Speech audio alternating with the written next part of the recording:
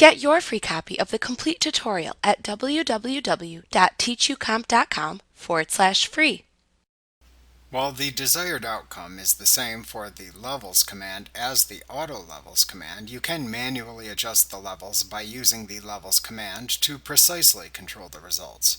With the levels command, you can adjust up to 256 different tones that can give you a much more natural finished look than the brightness contrast command can. To manually adjust the levels, select Enhance, Adjust Lighting, Levels from the menu bar.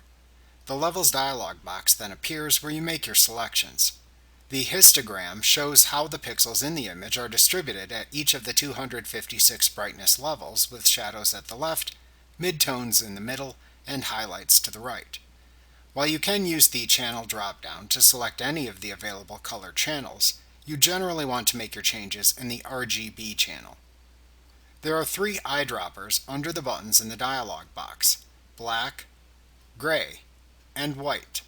Click each of the eyedroppers, and then select pixels in the image that best represent the 3 colors.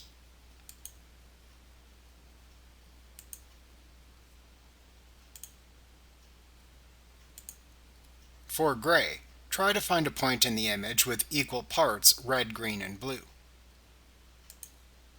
If you need help identifying the parts of the image that are the most black, white, and gray, Elements can help. Select Window, Info from the menu bar to launch the Info panel.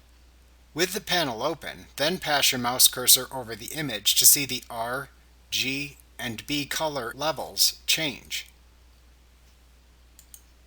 Since black is the total absence of color, the RGB levels should be at their lowest levels when you find the blackest part of the image. The opposite is true for white.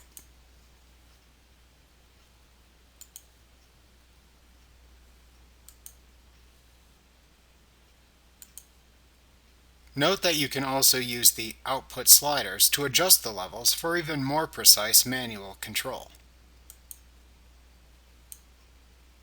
When you are happy with your results, click the OK button in the Levels dialog box.